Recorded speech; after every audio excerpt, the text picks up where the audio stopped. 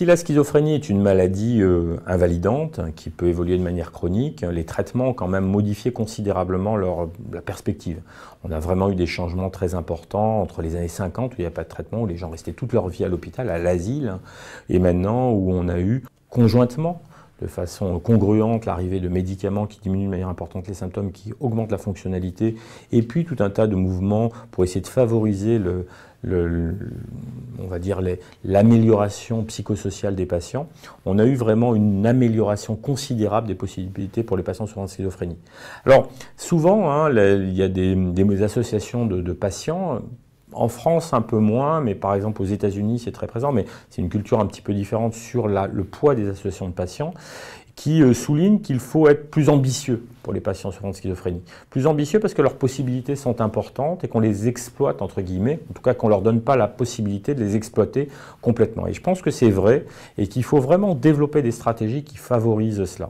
Il y a des stratégies qui se mettent en place, qui commencent à se diffuser en France, qui ont été beaucoup développées dans les pays aux États-Unis, en Angleterre, qui commencent à se développer à partir de la Belgique, avec des possibilités en France, qui consistent à ne plus regrouper les patients souffrant de schizophrénie dans des établissements, ce qu'on appelait les centres d'aide pas le travail, et donc qui s'appellent maintenant des ESAT, qui sont des structures spécialisées, où on les met dans des contextes où ils peuvent travailler de manière protégée, on appelle ça du travail protégé, mais plutôt d'utiliser les possibilités éventuelles de flexibilité de l'emploi pour les mettre dans des milieux normaux, ordinaires, dans lesquels on organise leur emploi en fonction de leurs capacités.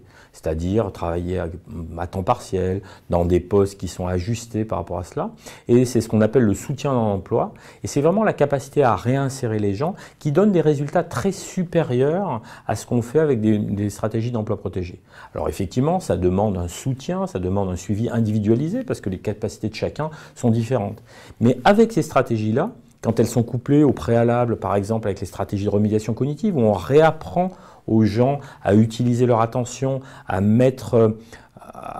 réexploiter ou à parfois compenser les difficultés qu'ils peuvent avoir, qui sont des difficultés de mémoire, des difficultés d'attention, je crois que quand on arrive à mettre en œuvre ces éléments-là, on améliore considérablement, on obtient des résultats spectaculaires en termes de capacité d'emploi. Donc on voit bien que l'amélioration des stratégies, mais aussi la modification de l'idée qu'on en a, est vraiment quelque chose qui a un effet considérable. Et quand il y avait eu une lettre du chirurgien général, General Surgeon aux États-Unis en 2006, qui disait justement que les psychiatres manquaient d'ambition pour leurs patients. Mais on peut quand même penser que les possibilités des patients sont là, qu'il faut les soutenir, qu'il faut les restaurer, qu'on a des moyens à l'heure actuelle, mais qu'il faut aussi faire en sorte que la société soit dans une position moins stigmatisante. Alors on a évoqué le terme schizophrénie, ce terme qui est tout à fait péjoratif. Il y a des pays comme le Japon, ils ont décidé que la terminologie schizophrénie, c'est un terme qui est trop péjoratif pour les patients. Ils ont changé le nom de la maladie. Alors c'est très volontariste, on peut considérer ça comme très artificiel, mais ça témoigne de la prise de conscience du rôle de la société pour pouvoir améliorer et permettre à ces patients d'utiliser leurs compétences qui sont extrêmement importantes, qui persistent en tant qu'individus et qu'il faut véritablement soutenir.